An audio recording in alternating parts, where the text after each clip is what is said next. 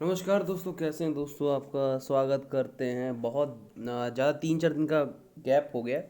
तो अब मैं ये सोच रहा हूँ कि जैसे अब जो क्लास है उस क्लास को बढ़ा के मैं सोच रहा हूँ कि जो टाइमिंग है ना, जो एक मिनट, जो टाइमिंग रहेगी उसको बढ़ा के मैं सोच रहा हूँ कि अब जैसे जो डेट, जैसे मैं जिस जिस डेट को क्लासेस लेता था, उस डेट को अब मैं क्लासेस ना लेके, मतलब जैसे मैं ये बोल रहा हूँ, ऐसे मैं एक हफ्ते में 3 दिन होती थी क्लास और 20-25-30 मिनट की क्लासेस होती थी, है ना।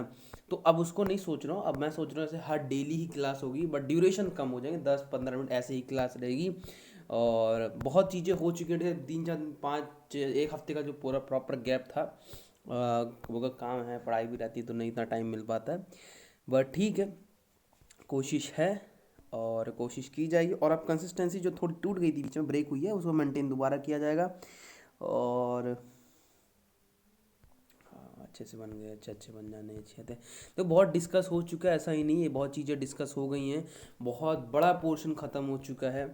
और आज भी बहुत, मैं अब धीरे धीरे, ये ज़्यादा टॉपिक ऐसे नहीं रहेंगे, अब 10-10-15 मिनट ऐसे गैप ही रहे, 15 मिनट मैक्सिमम रहेगा। हाँ, उसके आगे नहीं जानने की कोशिश करूँगा। बहुत डिस्कस हो गया, आप जाइए देखिए और प्रीवियस लेक्चर देख लेना। 10 लेक्चर हो चुके हैं इसे कंप्लीट, और देखना अच्छा लगेगा आपको। हम्म।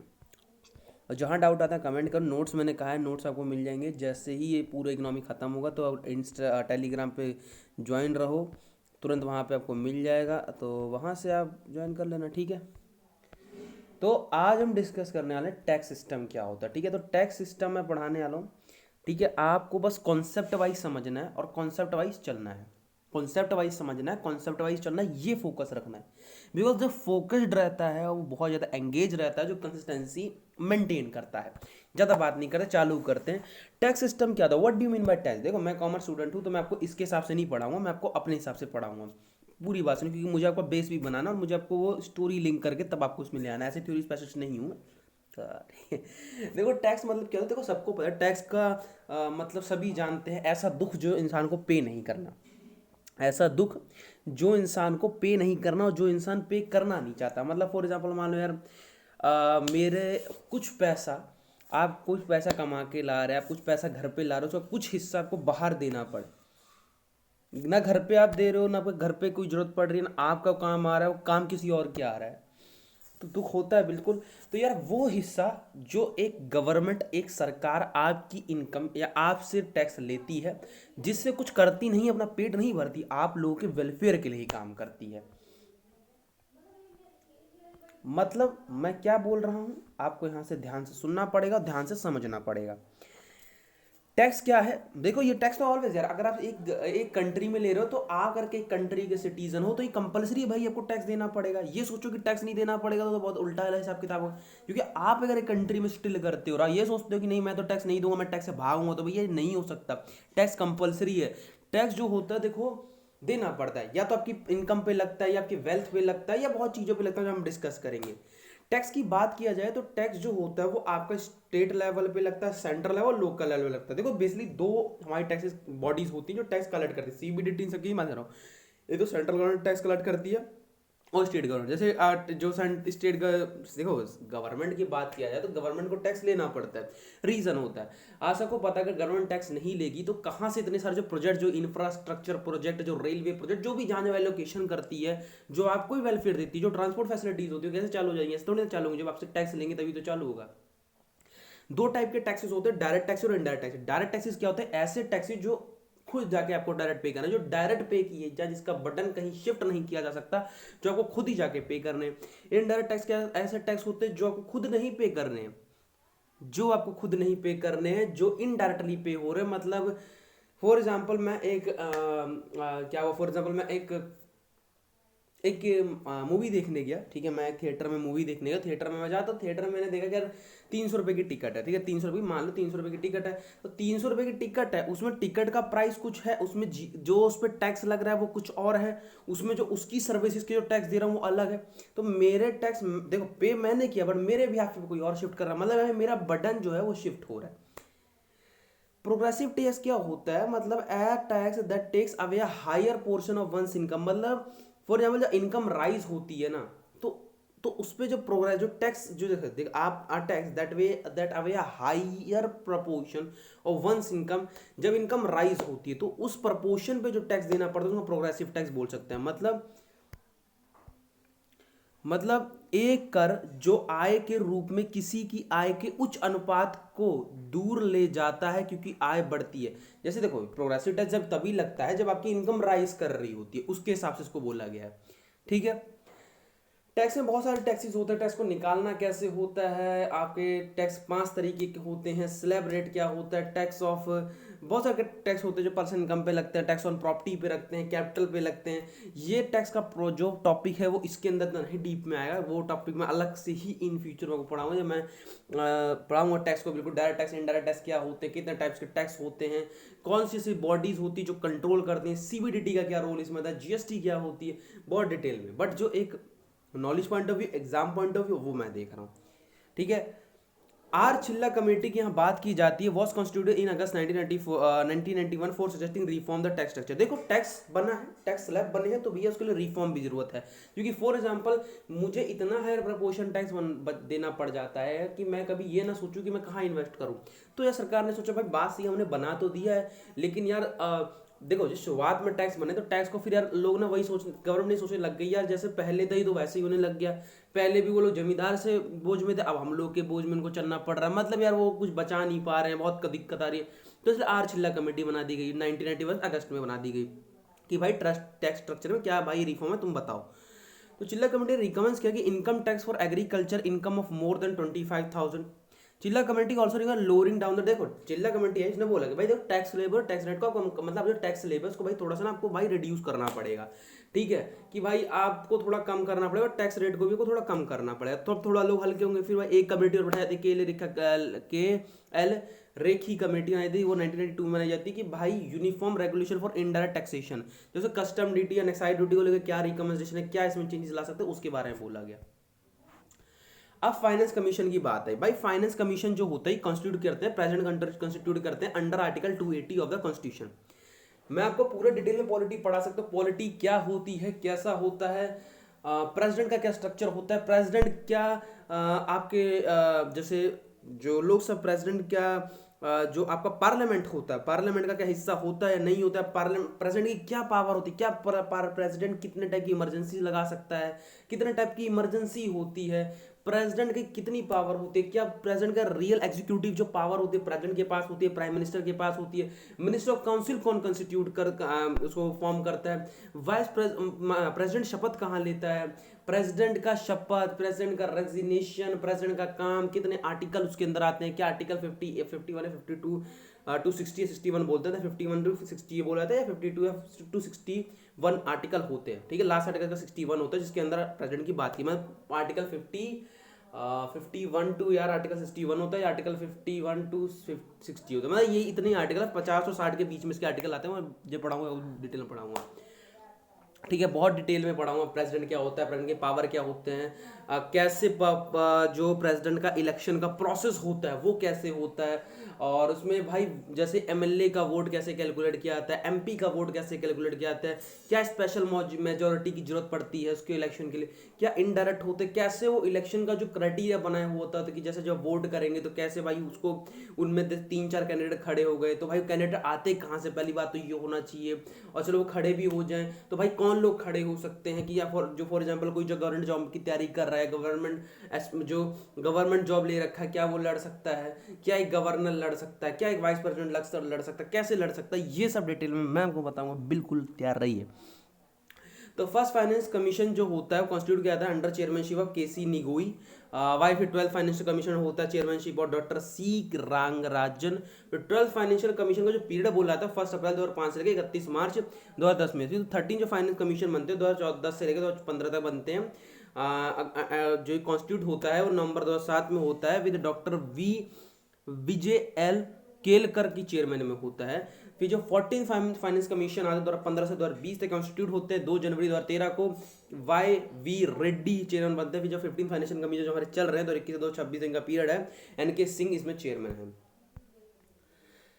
अब मैं बताऊंगा कि टैक्स जो लगाए जाते हैं, ठीक है, मैं आपको बताऊंगा भाई टैक्स, फिर इसके बाद जो मैं इंडस्ट्री में बाद में ही पढ़ाऊंगा आपको। ठीक है, फिर आपका टैक्स का इतना ही पोर्शन है जिसके अंदर है। तो टैक्स इंपॉर्टेंट टैक्सेस और जो इम्पोज किए आते हैं इंडिया से, tax on income and wealth की बात किया जाए तो the central government impose different types of income and wealth, that is income tax, wealth tax, corporate. देखो टैक्स ऑफ इनकम वेल्थ, इसमें बहुत सारे टैक्स आते हैं जो लगाते हैं, डिफरेंट टाइप्स ऑफ आते हैं, जैसे income tax, wealth tax, corporate tax and gift tax आता है। पर्सनल इनकम टैक्स क्या होता है, जनरली ये इम्पोज होता है कि इंडिविजुअल के इनकम पे लगता है। एग्रीकल्चर इनकम पे टैक्स नहीं लगता, फ्री है, मानता हूँ इनकम टैक्स फ्री, बट कितने तक फ्री ये तो बताओ। ये कभी मत करके हाँ एग्रीकल्चर पे इनकम टैक्स नहीं लगता, भाई लगता है, बट एक लिमिट है भाई, इतने पे नहीं टैक्स लगता है।